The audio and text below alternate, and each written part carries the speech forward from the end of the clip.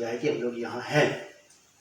और जैसे कि हम सब लोग जो यहाँ पर उपस्थित हैं इस बात को अच्छे से जानते हैं कि आज की सभा प्रभु यीशु मसीह के पुनरुत्थान के नाम से जानी जाती है। वर्ल्ड वाइड लेवल पर विश्व स्तरीय कलीसिया इस बात को इसी प्रकार से सेलिब्रेट कर रही है आज कि आज प्रभु यीशु मसीह के जी उठने का दिन है, द डे ऑफ रेजरेक्शन, पुनरुत्थित प्रभु यीशु मसीह। हमारा आज का थीम है डेथ एंड रेजरेक्शन, मृत्यु और पुनरुत्थान, कफन दफन और जी उठना, कफन दफन और जी उठना बहुत जरूरी है। ये एक बार फिर से मैं आप लोगों से चाहूंगा कि आप अपना ध्यान पूरी तरह मेरी बातों पे जरूर लगाएं। आप उन शब्दों पे जो मैं बोलूंगा, अगर शब्द जरा भी इधर से उधर हुए, मैसेज जरा सा भी आपके माइंड से स्लिप हुआ, तो आपको पूरी बात समझ में नहीं आएगी। डेथ एंड रेजरेक्शन, कफन दफन और जी उठना, प्रभु यीशु मसीह के विषय में ही वाली बातें। मृत्यु हमारे पक्ष में, death of Christ is not against us. प्रभु यीशु मसीह की मृत्यु हमारे पक्ष में हमारे लिए हुई। प्रभु यीशु मसीह की मौत। आज की इस पुनरुत्थान की सभा में आप सब लोगों का प्रभु यीशु मसीह के नाम में स्वागत है और ऑनलाइन देखने वालों का भी हम लोग दिल से स्वागत करते हैं और प्रार्थना ये करते हैं कि प्रभु जो लोग यहाँ बैठे हैं इन्हें भी और जो लोग दूर दराज से बैठ के देख रहे हैं उन्हें भी सबको एक ही समान आशीष और एक ही समान संदेश को समझने की समझ दे। मृत्यु, डेथ जिसे कहते हैं, प्रभु यीशु मसीह के विषय में हम लोग पढ़ेंगे। मेरे साथ निकालें आप, जाना पहचाना स्क्रिप्चर है यशाया नबी की किताब, उसका 53वां अध्याय 4 पद से 12 पद तक। Isaiah chapter 53 verse from 4 to 12। यशाया नबी की किताब उसका 53 अध्याय 4 पद से 12 पद तक मैं पढ़ रहा हूं, आप लोग सुनिए। निश्चय उसने, यानी कि प्रभु यीशु मसीह ने, ये प्रभु यीशु मसीह के जन्म से पहले की भविष्यवाणी है। ठीक जिस प्रकार प्रभु यीशु मसीह के जन्म से पहले यशाया के शुरुआती अध्यायों में से 6 से 9 अध्यायों में ये भविष्यवाणी हो चुकी थी कि प्रभु यीशु मसीह उत्पन्न होंगे, कुंवारी गर्भवती होगी, पुत्र उत्पन्न करेगी, जिसका नाम रखा जाएगा इमैनुएल।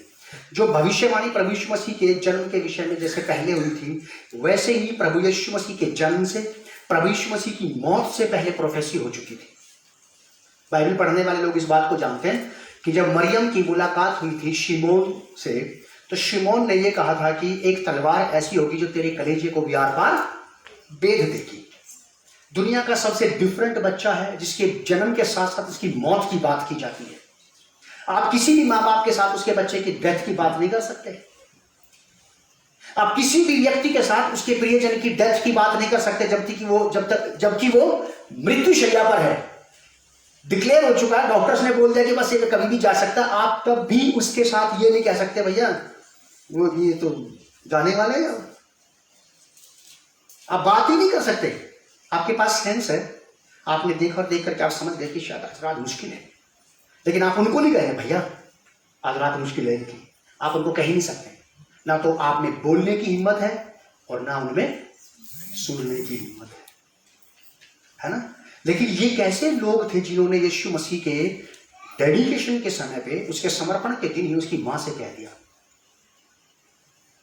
मतलब ये बच्चा पैदा हुआ नहीं है, इसकी मौत की बात पहले से हो गई थी। लिखा है कि निश्चय उसने हमारे रोगों को सह लिया, हमारे ही दुखों को उठा लिया, तो भी हमने उसे परमेश्वर का मारा कूटा और दुर्दशा में पड़ा हुआ समझा।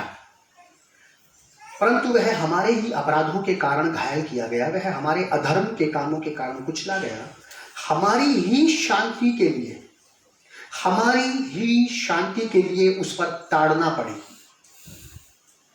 कि उसके कोड़े खाने से हम लोग चंगे हो जाएं। एक एक शब्द यशाया अपने समय का एक्यूरेट प्रॉफिट था। ऐसा था कि उसने जो कह दिया तो कह दिया बस। या ये मान के चलिए, मैं जब यशाया की किताब पढ़ता हूं तो मैं सोचता हूं कि शायद यशाया नहीं बोल रहा, डायरेक्ट यहोवा ही बात कर रहा है। ये तो यीशु मसीह के जन्म से पहले की बातें हैं ये। अब न्यू टेस्टमेंट में, नए नियम में जब आप और मैं आकर के पढ़ते हैं प्रभु यीशु मसीह के क्रूसिफिकेशन के बारे में, तो हम लोग यही वाली बातें पढ़ते हैं। सेम ऐसे चीज ऐसा कैसा पढ़ते हैं हम लोग। आज भी ऐसे भविष्यद्वक्ता हैं, ऐसा नहीं कि नहीं है। लिखा है कि तो भी हमने उसे परमेश्वर का मारा कूटा और दुर्दशा में पड़ा हुआ समझा, परंतु वह हमारे ही अपराधों के कारण घायल किया गया, वह हमारे अधर्म के कामों के कारण कुचला गया, हमारी ही शांति के लिए उस पर ताड़ना पड़ी कि उसके कोड़े खाने से हम लोग चंगे हो जाएं। हम तो सब के सब भेड़ों के समान भटक गए थे, हम में से हर एक ने अपना अपना मार्ग लिया, और यहोवा ने हम सबों के अधर्म का बोझ उसी पर लाद दिया। परमेश्वर ने हम सबके अधर्म, अपराध, पाप, रोग, शोक, संताप, ध्यान से सुनते रहिए आप। अब यदि आज भी ये चीजें आपके जीवन में है तो फिर कहीं ना कहीं गड़बड़ जरूर है। या तो ठीक से यीशु मसीह ने उठाया नहीं, या फिर ठीक से मैं दे नहीं पाया। क्या सोचते हैं आप लोग? अगर आज भी आप और मैं अपनी जिंदगी में कहीं पे किसी भी प्रकार से संघर्ष कर रहे हैं कि हमारे जीवन में शांति नहीं है, मेरे जीवन में तसल्ली नहीं है, मेरे जीवन में खुशी नहीं है, आप जाओ यीशु मसीह के पास और जाकर के उससे बात करो, और इस बात को आप अपने दिमाग में कील के साथ गाड़ लें कि आपका सारा बोझ उठा लिया गया है। वरना बहुत बड़ी गलती हम लोग करेंगे इस काम को ना करके। मेरा अपना पर्सनली, अपने लिए तो मैं बाइबल को ऐसे ही लेता हूं, अपने लिए तो मैं बाइबल को ऐसे ही लेता हूं, ऐसा ही समझता हूं बस। हम तो सबके सब भेड़ों के समान भटक गए थे, हम में से हर एक ने अपना अपना मार्ग लिया, और यहोवा ने हम सबों के अधर्म का बोझ उसी पर लाद दिया। तो अब मुझे मेरे अधर्म उठाने की जरूरत नहीं है, और ना ही मेरे अधर्म मुझ पर काबिज हो सकते हैं। अब उनका कोई मान्य, कोई औचित्य नहीं, उनका कोई अर्थ ही नहीं बनता। वह सताया गया तो भी वह सहता रहा। क्या बात है! वह सताया गया तो भी, कलीसिया में कमी है इस गुण की, इस लक्षण की। सहते नहीं लोग, सहने में बिलीव नहीं करते, सताने में बिलीव करते हैं कि नहीं हमें राइट है सताने का, सहने का नहीं। हम क्यों सहें? सहो तो हम सताएंगे। कलीसिया ये लक्षण अपना किसी हद तक खो बैठी है। वह सताया गया तो भी वह सहता रहा और अपना मुंह न खोला। जिस प्रकार भेड़ वध होने के लिए के समय और भेड़ी ऊन कतरने के समय चुपचाप शांत रहती है, वैसे ही उसने भी अपना मुंह न खोला। बेहतरीन एटीट्यूड है प्रभु यीशु मसीह का ये। अत्याचार करके और दोष लगा के उसे ले गए। उस समय के लोगों में से किसने इस पर ध्यान दिया कि वह जीवितों के बीच में से उठा लिया गया है। इतना ज्यादा करप्शन तब भी था। लोग कहते हैं बड़ा करप्शन हो, पहले ही से ही था करप्शन। एक निर्दोष व्यक्ति के साथ उसको दोष लगाया जा रहा है, उसके ऊपर अत्याचार हो रहा है, कोई बोलने वाला ही नहीं है। गलत काम कर रहे हैं कुछ लोग मिलकर के, उन्हीं के बीच में से कोई बोलने वाला नहीं है कि व्हाट आर यू डूइंग, क्यों कर रहे हो आप ऐसा उस व्यक्ति के साथ। कुछ अभी नहीं है, सब कुछ पहले से है। कुछ भी आप सही से सही और गलत से गलत सोच लो, अच्छे से अच्छा और बुरा से बुरा सोच लो, ये शुरुआत से ही चला आ रहा है। आज ही थोड़ी पैदा हुआ, आज तो हम पैदा हुए हैं। अत्याचार करके और दोष लगाकर उसे ले गए। उस समय के लोगों में से किसने इस पर ध्यान दिया कि यार एक निर्दोष के ऊपर अत्याचार हो रहा है, ये सही नहीं हो रहा इसके साथ। कलीसिया को इस बात को ध्यान देना चाहिए कि आपके बीच में या कलीसिया में किसी भी एक व्यक्ति के साथ ऐसी ज्यादती होती है तो आप लोगों को मुंह खोलना आना चाहिए। ये कह के अगर आप बैठ जाते हैं कि हम क्या कह सकते हैं, प्रभु जाने, प्रभु जाने, तो फिर व्हाई वी आर हियर? अगर सब कुछ प्रभु ही जानता तो फिर आप और मैं यहां क्यों हैं? अगर आप और मैं यहां हैं तो फिर आपसे मुझसे एक्सपेक्ट किया जाएगा as a child of God, हमसे ये एक्सपेक्ट किया जाएगा, हमसे ये बात चाहिए जाएगी कि हम सही देखें और सही निर्णय के साथ बोलें। कलीसिया अपने बहुत सारे लक्षण खो बैठी है, हमें जरूरत है वापस वहीं आने की जहां हम कुछ नहीं समझते। अब मेरे ही लोगों के अपराधों के कारण उस पर मार पड़ी, उसकी कब्र भी दुष्टों के संग ठहराई गई। दो चोर थे ना, एक इधर एक इधर। ऐसा नहीं लग रहा जैसे प्री प्लान था सब कुछ परमेश्वर अपने एक एक शब्द को पूरा करता चला गया। और जबकि ये बात यीशु मसीह के जन्म से कई सौ साल पहले हो चुकी थी।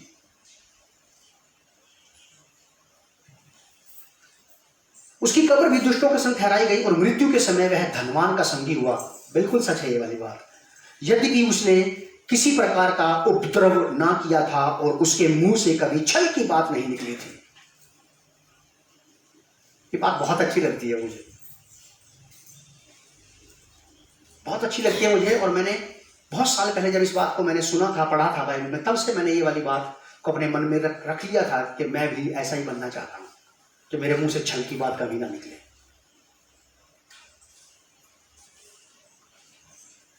यद्यपि उसने किसी प्रकार का उपद्रव ना किया और ना उसके मुंह से छल की बात निकली थी, तो भी यहोवा को यही भाया कि उसे कुचला जाए।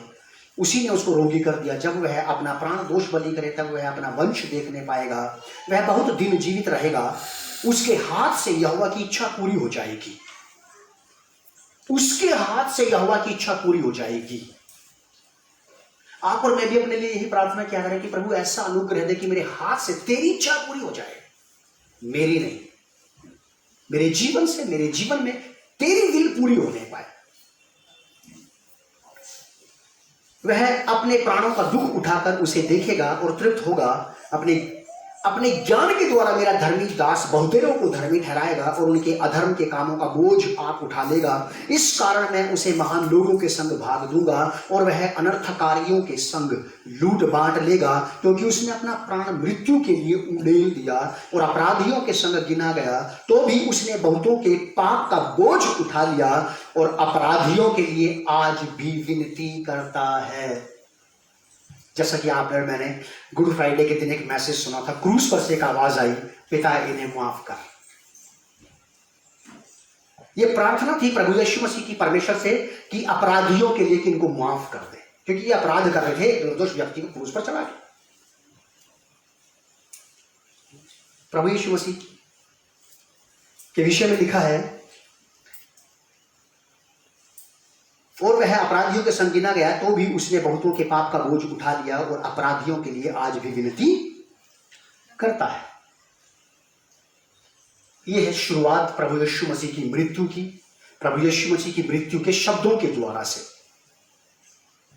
अभी हुआ नहीं है, ये होने वाला है। अभी तो उसकी मौत के शब्द बताए गए हैं कि इस प्रकार से उसकी डेथ होगी, इस प्रकार से वो मारा जाएगा। प्रभु यीशु मसीह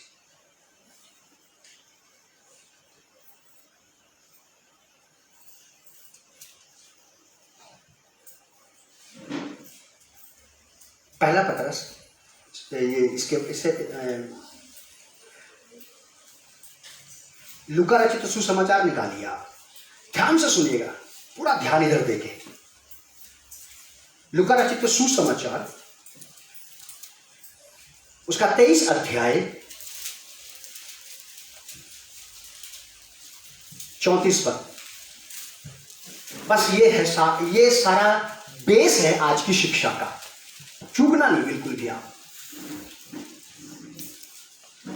लूका रचित सुसमाचार 23 अध्याय 34 पद। Gospel according to Saint Luke chapter 23 verse 34। बहुत ही बढ़िया पद। बस ये सोचे कि मैं बैठे बैठे ही मेरी झोली में आ पड़ा है अपने आप ही, परमेश्वर की आत्मा के द्वारा से। तब यीशु ने कहा, हे पिता, इन्हें क्षमा कर, क्योंकि जानते नहीं कि क्या कर रहे हैं। ठीक, यीशु मसीह ने कहा कि हे पिता, इन्हें माफ कर, क्योंकि जानते नहीं कि क्या कर रहे हैं। उन्होंने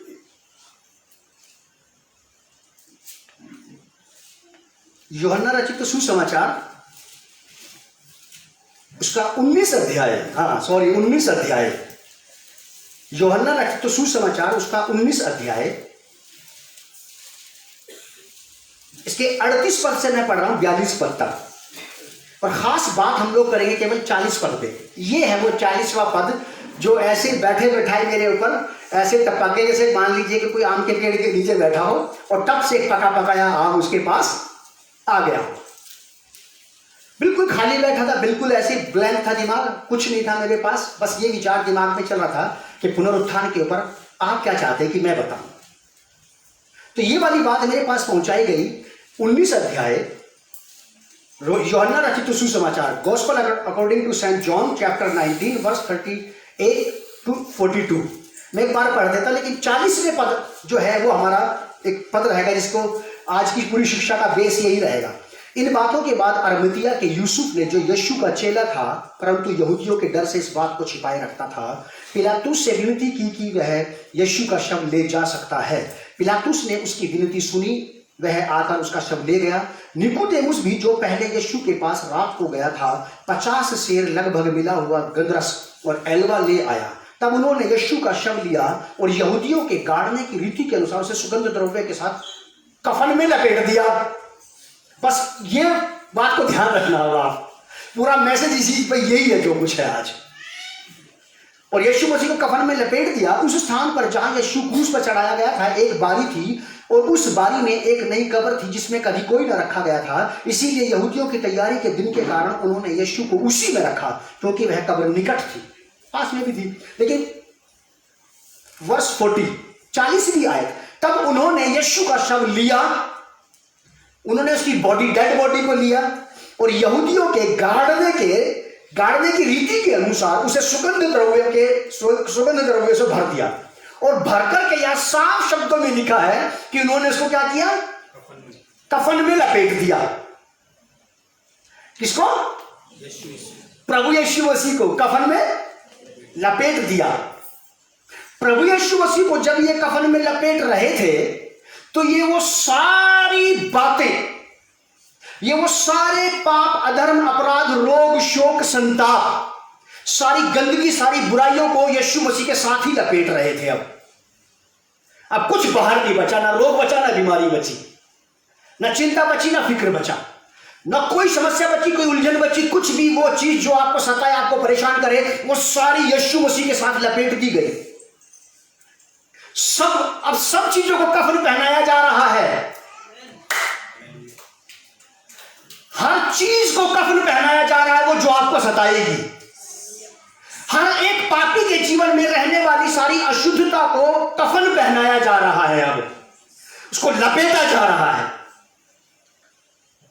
मेरे लिए नई बात थी जब परमेश्वर का आत्मा मुझे बता रहा था, कि मैंने कहा कि इसमें नया क्या, कि इसमें नया ये है कि यीशु अकेला नहीं लिपट रहा है, तू भी उसके साथ लिपट रहा है। अरे मैंने कहा प्रभु धन्यवाद, तेरे रोग, शोक, संताप, तेरी अशुद्धता, तेरी अपवित्रता, तेरी अनज्ञाकारिता, तेरी कड़वाहट, तेरी बुराई, हर चीज जो मसीह की नहीं हो तुझ में है, वो भी लपेट दी जाएगी। क्योंकि यीशु मसीह अपनी मौत नहीं मर रहा है, वो तो मेरी मौत मर रहा है। जब मेरी मौत मर रहा है तो मुझे लपेटा जा रहा है पूरी तरह, अब कुछ बाहर नहीं बचा।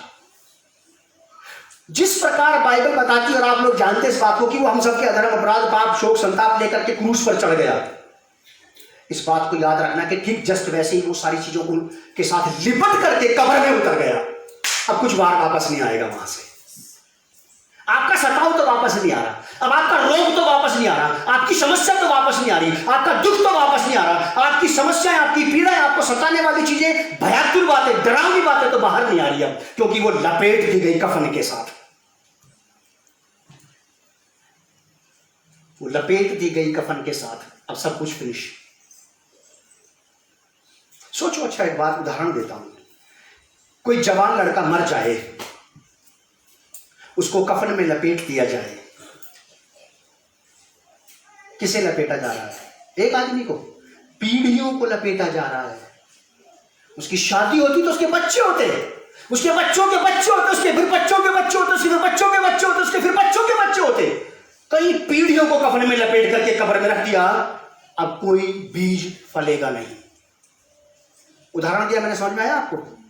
एक जवान लड़का अगर मर जाए, उसको कफन में लपेट करके कब्र में रख दिया जाए शादी से पहले ही, अब ना तो उसकी शादी होगी ना उसके बच्चे होंगे, पीढ़ियां आएगी ही नहीं। सच है ये बात या नहीं है? अगर ये बात सच है तो फिर ये बात भी सच है कि अगर यीशु मसीह जिसने सारे पाप श्राप मेरे और पूरी दुनिया के लोगों के ले लिए, उसको कफन में लपेट करके अगर कब्र में रख दिया, तो अब इसका मतलब ये है कि अब ये पाप और ये सारी मानवीय विचारधारा, ये सारी सांसारिक और शारीरिक चीजें अब ये कैरी ऑन नहीं रहेगी, अब नहीं बढ़ेगी, अब इनको लेकर के चलने की जरूरत नहीं पड़ेगी। सब कुछ कफन में लपेट दिया गया और प्रभु यीशु मसीह उस कफन में लिपट करके कब्र में उतर गया। तब उन्होंने यीशु का शव लिया और यहूदियों के गाड़ने की रीति के अनुसार उसे सुगंध द्रव्य के साथ कफन में लपेट दिया।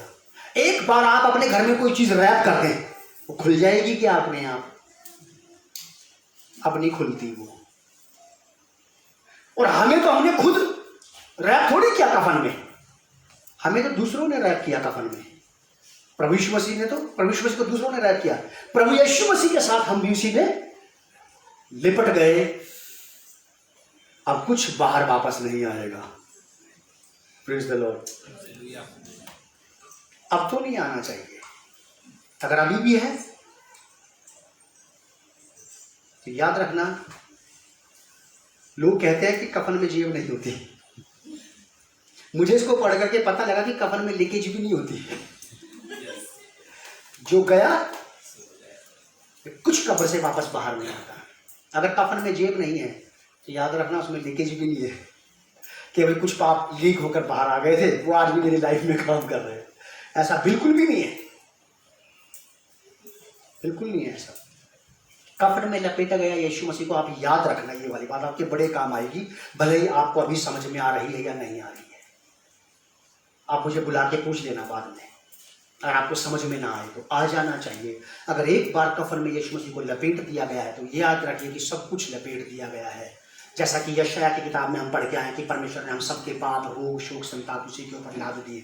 अब जब क्रूसिफिकेशन प्रभु यीशु मसीह का हो रहा था तो यीशु मसीह अकेला वहां पर नहीं था, वो अकेला क्रूस पर नहीं था। हर वो व्यक्ति जिसका उद्धार होना वो वहीं पे था उसके साथ।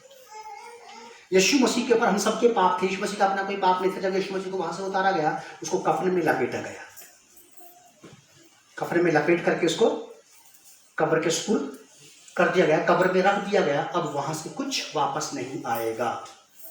कलीसिया जाग जाए और होश में आ जाए इस बात के लिए कि वास्तव में अगर यीशु मसीह मेरे सारे बातों को लेकर के क्रूस पर चढ़ गया, मर गया और दफन हुआ,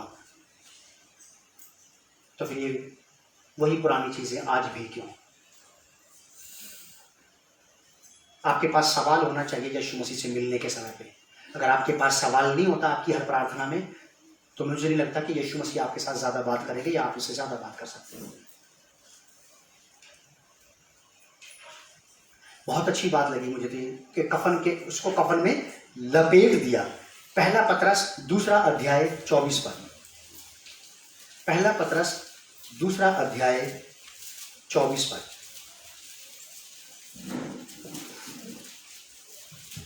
फर्स्ट पीटर चैप्टर 2 वर्स 24। वह आप ही हमारे पापों को अपनी देह पर लिए हुए क्रूस पर चढ़ गया। यीशु मसीह, वह आप ही हमारे पापों को अपनी देह पर लिए हुए क्रूस पर चढ़ गया, जिससे हम पापों के लिए मरकर क्या करें? धार्मिकता के लिए जीवन बिताएं। उसी के मार खाने से तुम चंगे हुए हो। प्रभु यीशु मसीह क्रूस पर चढ़ गया, क्रूस पर से उसको उतारा। हमें भी ये प्रूफ कर रहा है, पतरस हमारे बारे में कह रहा है कि वह आप ही हमारे पापों को, हमारी चीजों को लेकर के अपनी देह पे लेकर के क्रूस पर चढ़ गया। अब सब कुछ जो कुछ लपेटा जा रहा है वहां पे यीशु मसीह अकेला नहीं लिपट रहा। केवल यीशु, ये मान लो कि यीशु मसीह को तो लपेटा नहीं जा रहा कि वो कब्र में से बाहर आएगा अभी थोड़ी देर के बाद, उसको नहीं लपेट सकते। आनंद मनाओ कि मेरे रोग शोक संताप, मेरी बीमारियां, मेरी असफलताएं, मेरी समस्याएं, मेरी चिंताएं, मुझे डराने वाली बातें, मुझे भयातुर कर देने वाली बातें, मेरी नींद उड़ा देने वाली बातें, ये सब लपेट दी गई क्राइस्ट के साथ। मुझे बेचैन कर देने वाली चीज, मुझे घबरा देने वाली बातें, मुझे भविष्य का डर दिखाने वाली बातें, मुझे मेरे प्रेजेंट का डर दिखाने वाली बातें, पास्ट का डर दिखाने वाली बातें, इन सबको लपेट दिया गया कफन में यीशु मसीह के साथ।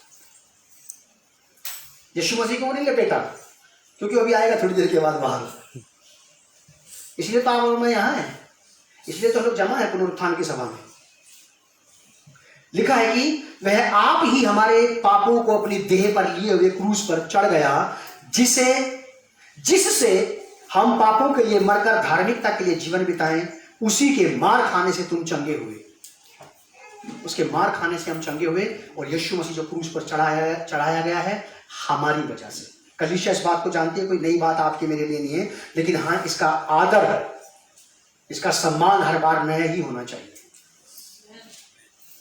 बात भले ही नई नहीं है, लेकिन इसका आज्ञा पालन हमेशा ही रहना चाहिए, ताकि ये बात नई होती रहे मेरी लाइफ में, नई होती रहे मेरे जीवन में, प्रतिदिन नई होती रहे।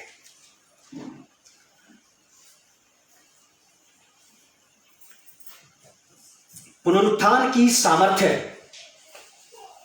प्रभु यीशु मसीह यूहन्ना 19 अध्याय के 40 पद के मुताबिक कब्र में उतार दिए गए, लपेट दिया गया है उनको। लपेट दिया गया यानी कि मतलब अब हमारी बातें लपेट दी गई और उनको वहां पे रख दिया गया। लेकिन प्रभु यीशु मसीह मूर्तों में से जी उठा। जब यीशु मसीह वहां से बाहर आ रहा है, यीशु मसीह का पुनरुत्थान हुआ है, उन चीजों का पुनरुत्थान नहीं हुआ जो उसके साथ दफन कर दी गई थी। वो चीजें नहीं जी उठी जो उसके साथ लपेट दी गई थी कफन में, वो चीजें बाहर नहीं आई। बस केवल सिंगल प्रभु यीशु मसीह निकल के वहां से बाहर आया और बाकी सब कुछ वहीं पे रह गया। हर एक मनुष्य का रोग शोक संताप पाप अधर्म अपराध बीमारियां, ये सब वहीं के वहीं रह गई। ये वहां से बाहर बिल्कुल नहीं आई, बिल्कुल नहीं आई, बिल्कुल नहीं आई। अब आपको इंसान और शैतान बिल्कुल ना हड़बड़ाने पाए, घबराने पाए, ये कह के या ये वाली बात दिमाग में डाल करके कि हम अभी भी संघर्ष कर रहे हैं अपने पापों के साथ। जिस दिन आपने और मैंने विश्वास किया था, उसी दिन प्रभु यीशु मसीह के ऊपर हम सबके पाप और अपराध लाद दिए गए। जिस दिन प्रभु यीशु मसीह सचमुच क्रूस पे चढ़ाए गए, उस दिन वो क्रूस पे चढ़ाए ही गए थे। वो वहां से उतर के नहीं आए तब तक जब तक उनकी मृत्यु नहीं हुई।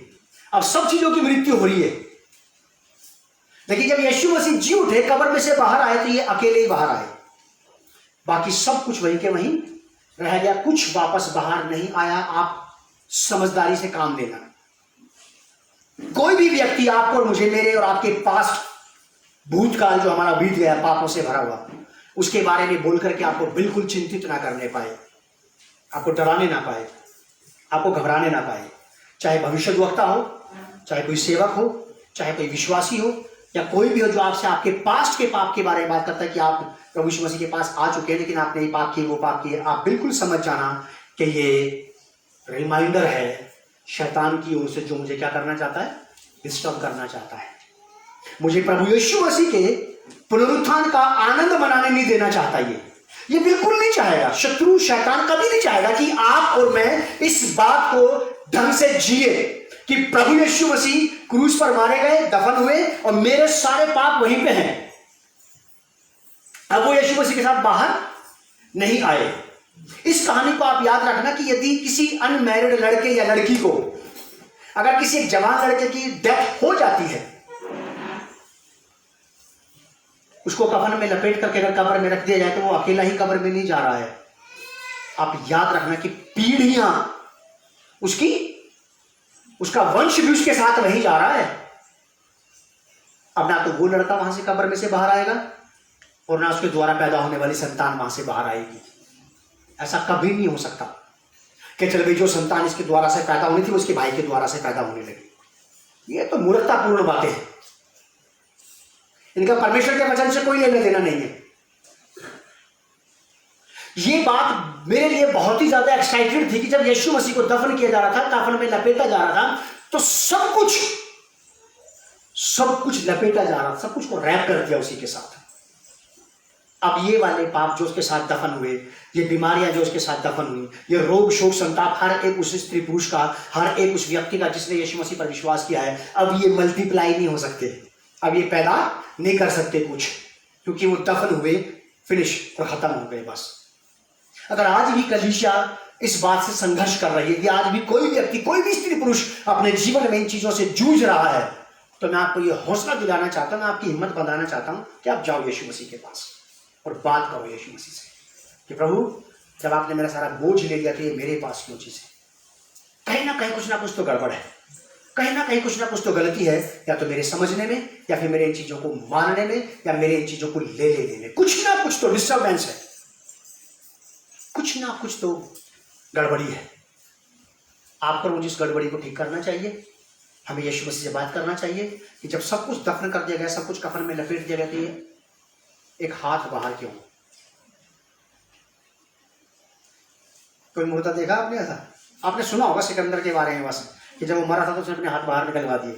हमने तो नहीं देखा, हम उस पीढ़ी के लोग नहीं है, लेकिन वास्तव में मैंने आज तक अपनी लाइफ में बहुत सारे कफन और दफन देखे हैं, लेकिन मैंने किसी का पैर बाहर नहीं देखा आज तक, ना मैंने किसी का हाथ बाहर देखा आज तक। आपने भी नहीं देखा होगा। जो भी लपेटता है किसी मुर्दे को बिल्कुल ढंग से लपेटता है, ऐसा लपेटता कि ये साइड से दिखाई भी ना दे, नहीं लपेटते।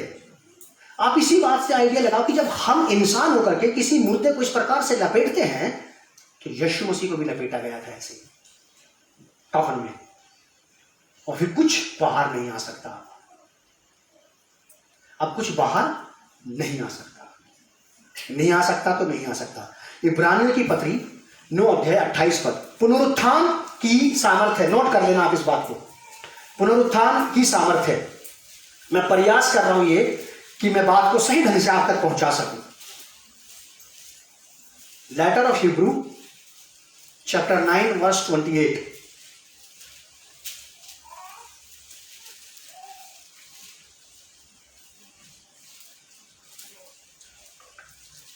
प्रभु यीशु मसीह, पत्री का राइटर जो लेखक है वो बता रहा है इस बात को कि वैसे ही मसीह भी बहुतों के पापों को उठा लेने के लिए एक बार बलिदान हुआ, एक बार, सिंगल वन टाइम, बार बार नहीं। प्रभु यीशु मसीह को बार बार बलिदान होना नहीं पड़ा, जैसे कि पुराने नियम के अनुसार बार बार हर साल बलि दी जाती थी। वैसे ही मसीह भी बहुतों के पापों को उठा लेने के लिए एक बार बलिदान हुआ। और जो लोग, ध्यान से सुनने वाली बात, और जो लोग उसकी बाट जोहते हैं, जो लोग उसकी बाट जोहते हैं, उनके उद्धार के लिए दूसरी बार बिना पाप उठाए हुए दिखाई देगा। प्रभु यीशु मसीह, विश्वासी लोग इस बात का विश्वास करते हैं कि प्रभु यीशु मसीह एक बार फिर से आएगा हमें लेने के लिए, लेकिन वो जब हमें लेने के लिए आएगा, उससे पहले की एक बात मैं आपको बताना चाहता हूं जो मेरी समझ में बात आई है, कि लिखा कि दूसरी बार फिर पाप उठाए हुए, बिना पाप उठाए हुए दिखाई देगा। एक बार प्रभु यीशु मसीह आपके और मेरे सामने पापों के साथ क्रूस पर दिखाया गया है। समझ में आ रही है आपको मेरी बात? एक बार प्रभु यीशु मसीह आपके और मेरे सारे पाप, रोग, शोक, संताप को लिए हुए क्रूस पर दिखाया गया है। और दूसरी बार जब प्रभु यीशु मसीह कफन में लपेट करके कब्र में रख दिया गया, उसके बाद जब वो जी उठ करके पुनरुत्थित होकर के आपके पास आता है, तो वो बिल्कुल पाप लेकर के नहीं आता है दोबारा से। कोई पाप उसके पास नहीं है इस वक्त, उसके पास कोई दोष आपको देने के लिए नहीं है, उसके पास आपको देने के लिए कोई इल्जाम नहीं है, उसके पास आपके ऊपर लगाने के लिए किसी प्रकार का कोई मुकदमा। एक बार दिखाई दिया क्रूस पर हम सब के पापों सहित। यशायाह 53 अध्याय के 4 पद से हमने 12 पद में पढ़ी थी ये वाली बात। एक एक रत्ती रत्ती चीज को वहां पे बताया गया है, एक एक बात को बताया गया है कि क्या क्या चीज लेकर के वो क्रूस पर चढ़ गया। एक बार प्रभु यीशु मसीह को पूरी तरह से एक्सपोज कर दिया गया, पूरी तरह से खुला दिखा दिया गया, सारे पापों सहित, सारे पापों सहित। और उन्हीं सारे पापों सहित उसको कफन में लपेट दिया गया और लपेट करके उसको कब्र में रख दिया गया। दूसरी बार बाइबल साफ शब्दों में बताते हैं कि प्रभु यीशु मसीह तीसरे दिन मुर्दों में से, अब जब वो बाहर नजर आ रहा था लोगों को, उस पुराने कफन के साथ नहीं नजर आया, वो उस कफन के साथ नजर नहीं आया जिस कफन में हम सबके पाप लपेट रखे थे उसके साथ। अब बाइबल में पढ़ेंगे तो ऐसा लिखा है कि वो कफन उसका वहीं भी था, कब्र में ही था। जब यीशु मसीह के ऊपर जो लाद दिए गए थे हमारे पाप और श्राप, वो कब्र में वहीं पे रह गए। तो अब आप इस बात को ध्यान से सुनिए कि आपके पाप और मेरे पाप मुझे शैतान बताने में कभी कामयाब ना होने पाए। वो अगर कामयाब हुआ तो आपको मुझे कब्र की याद दिलाएगा कि तुम ऐसे थे, तुम्हें वहां होना चाहिए था। हमें इस बात को याद करना है कि मैं इस बात को याद करता हूं कि प्रभु यीशु मसीह क्रूस पर मेरे पापों के साथ दिखाए गए, स्पष्ट दिखाए गए। ऐसा लिखा है बाइबल में, पत्रियों में प्रेरित कहता कि पौलुस कहता कि तुम्हें तो यीशु मसीह बिल्कुल स्पष्ट दिखा दिया गया। गलातिया नगर की कलीसिया के लोगों से कहता पौलुस ये वाली बात, हे गलातियों के लोगों, तुम्हें तो यीशु मसीह बिल्कुल स्पष्ट दिखा दिया गया, फिर किस बात की कमी रह गई अब? जब एक बार ये वाली बात आपके मेरे समझ में आ गई कि प्रभु यीशु मसीह आपके मेरे पापों सहित, पूरी दुनिया के हर एक व्यक्ति के पापों सहित क्रूस पर बिल्कुल पूरी तरह से प्रूफ कर दिया गया कि ये है वो मेमना, यशायाह 53 अध्याय के मुताबिक। और फिर हम इस बात को पढ़ते हैं यूहन्ना 19 अध्याय के 40 पद में कि उस मेमने को उन सारी चीजों सहित जो उसके ऊपर लाद दी गई थी, उसको कफन में लपेट दिया गया। तीसरी बात भी हमें अच्छे से समझ में आ जाना चाहिए कि अब यीशु मसीह फिर से मेरी जिंदगी में आ गया है, बिना मेरे पापों के, बिना पापों के, बिना ही पापों के। अगर आपको आपके पाप को याद दिलाता है तो वो परमेश्वर की ओर से नहीं है। हम क्या थे, कौन थे, कहां से आए, कैसे थे, ये वाली बात हम में से जितने लोग यहां पे बैठे हैं, मुझे नहीं लगता कि कोई भी परिवार ऐसा हो जिसने कभी अपने घर में से किसी को मिट्टी ना दी हो, या किसी ने किसी का अंतिम संस्कार में शामिल ना हुआ। नाना नानी, दादा दादी, कोई ना कोई तो होगा हमारे अपने परिवारों में। है कोई ऐसा व्यक्ति यहाँ पे जो कहते कि मेरे खानदान से आज तक कोई नहीं मरा साहब, सब ऐसे चीज है? कहेगा कोई? कोई नहीं है। हमें से हर एक के पास एक्सपीरियंस है कि हमने अपने प्रियजनों को मिट्टी दी है, उसके बाद हमने उनको कब्र से बाहर नहीं देखा। ये भी तो गवाह है, इस बात के भी तो गवाह है ना हम लोग कि अभी हमने अपने हाथों से उनका अंतिम संस्कार किया था। मान लो यीशु मसीह आपको आकर के कहे कि मैंने तेरे पापों का अंतिम संस्कार अपने हाथों से किया तेरे देखते देखते, अब तू किस बात की कंफ्यूजन में है कि वो बातें तुझे सता रही हैं आज भी?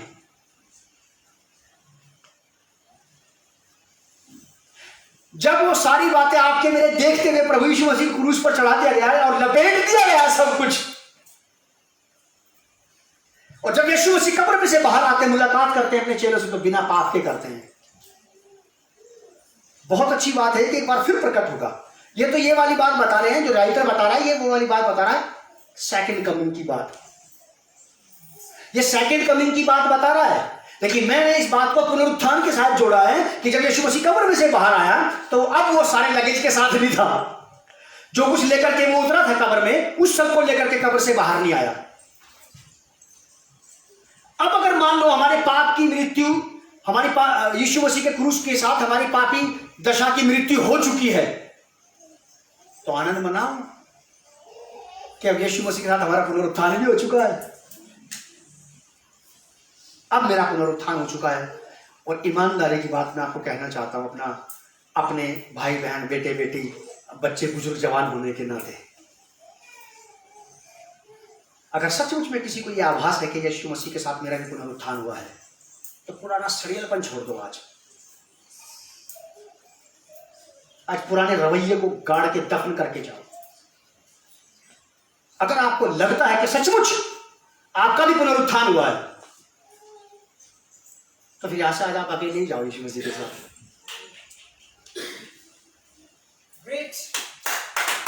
आज यहाँ से आप यीशु के साथ अकेले ही जाओ और प्रूफ कर दो आप अपने घर के लोगों के बीच में, अपने परिवार के लोगों के बीच में, अपने नाती पोतों के बीच में, अपने बहू बेटों के बीच में, अपने भाई बंधुओं के बीच में, अपने रिश्तेदारों के बीच में प्रूफ कर दो, now you are a restorated person.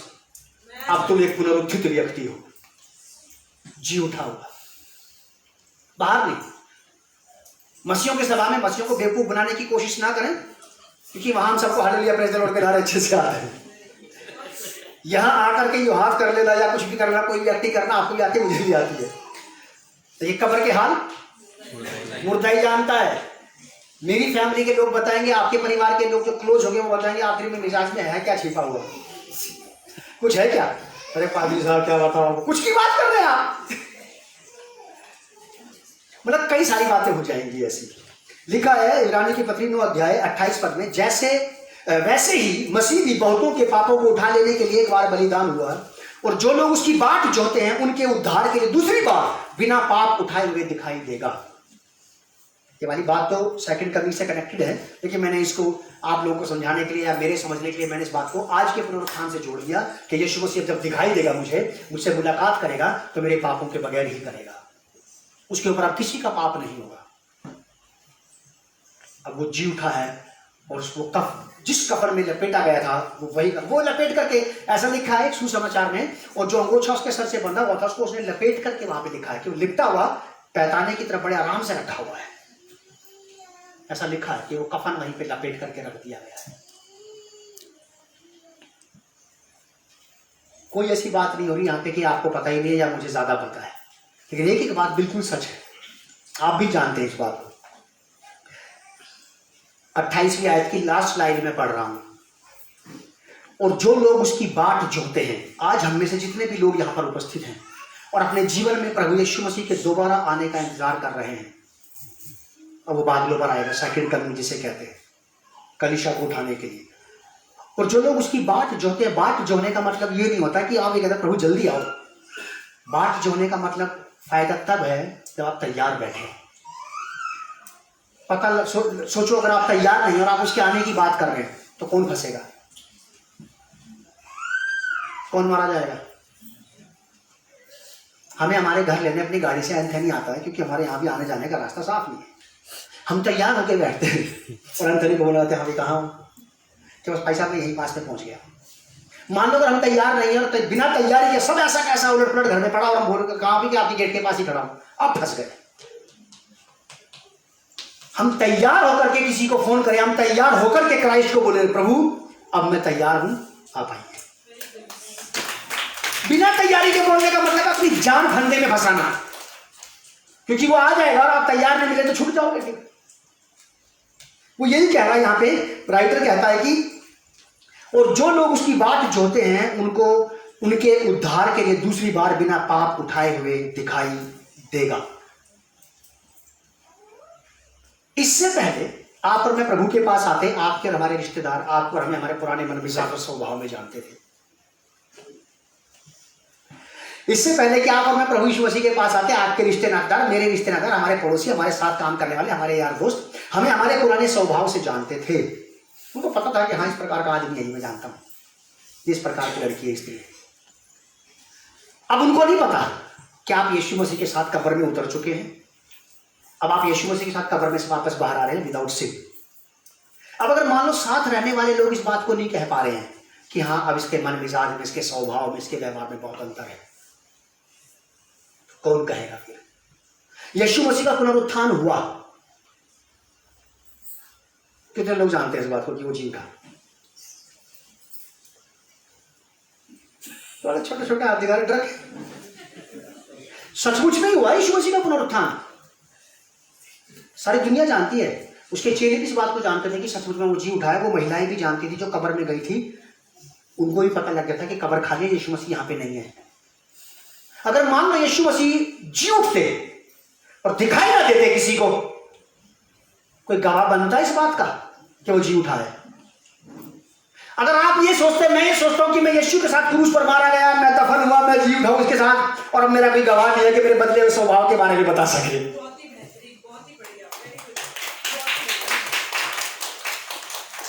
कोई है ही नहीं बोलने वाला। जो मेरे साथ रहता हो कहे कि नहीं यार, मैं इसके साथ रहता हूं, बदला हुआ तो है ये। कोई गवाही नहीं हमारे पुनरुत्थान का। लगता कि शायद हुआ ही नहीं। यीशु मसीह पुनरुत्थित हुए, जी उठे, दुनिया गवाह है इस बात की, और लिखा है कि उसके चेले गवाह थे, पूरा नगर गवाह था, वो महिलाएं गवाह थी, कई सारे लोग इस बात के गवाह थे। इवन कि जिन्होंने क्रूस पर चढ़ाया था वो भी इस बात के गवाह थे कि तीसरे दिन कब्र खाली थी। उन्होंने फिर दूसरा षड्यंत्र रचा अपनी इज्जत, अपनी जान बचाने के लिए, लेकिन ये सच था कि यीशु मसीह जी उठे। अब अगर आपको, मुझे लगता है कि यीशु मसीह वास्तव में आप मुझ में भी जी उठे हैं, तो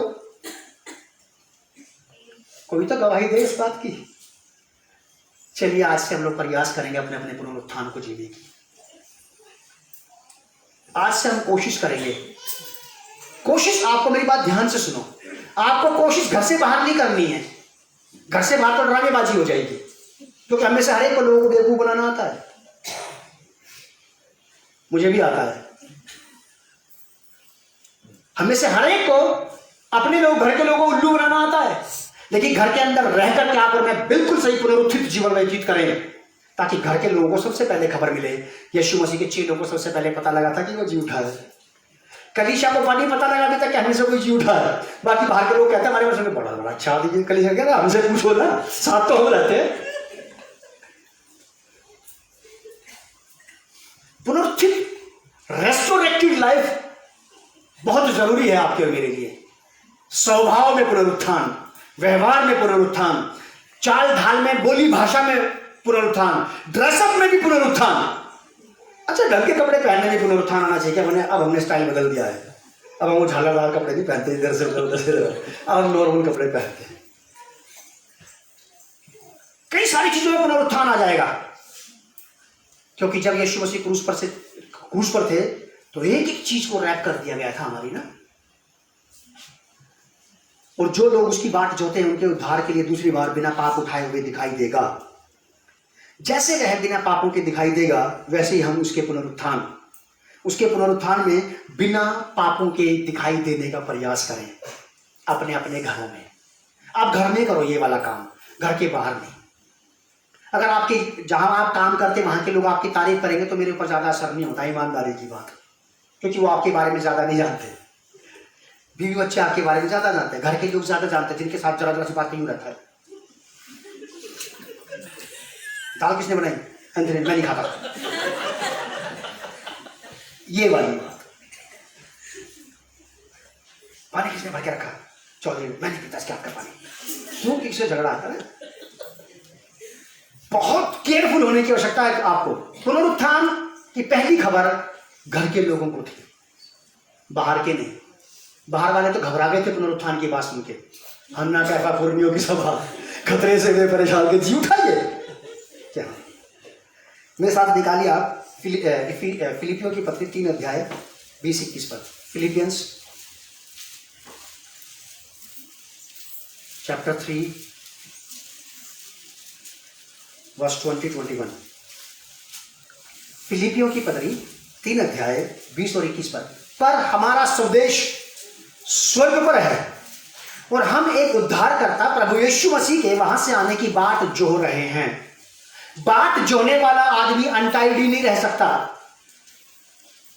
मैंने आपको उदाहरण दिया था, अगर आप किसी का इंतजार कर रहे हैं आने का बिना तैयारी के, तो रिस्क ले रहे हैं हम लोग अपने जान प्राण का। हम यीशु मसीह के आने की बाट जो रहे हैं, हम यीशु मसीह के दोबारा आने का इंतजार कर रहे हैं। कलीसिया, अगर कोई भी व्यक्ति आज यहां पे बैठा है जिसके दिमाग में ये बात हो कि यीशु मसीह दोबारा आने वाले हैं और मैं चाहता हूं कि वो आज ही आ जाएं, अगर आप तैयार नहीं है ना, तो आपको एक खतरनाक प्रार्थना करने की जरूरत नहीं है। आपको तो ये प्रार्थना करने की जरूरत है, प्रभु अभी मत आना, क्योंकि अभी मैं तैयार नहीं हूं।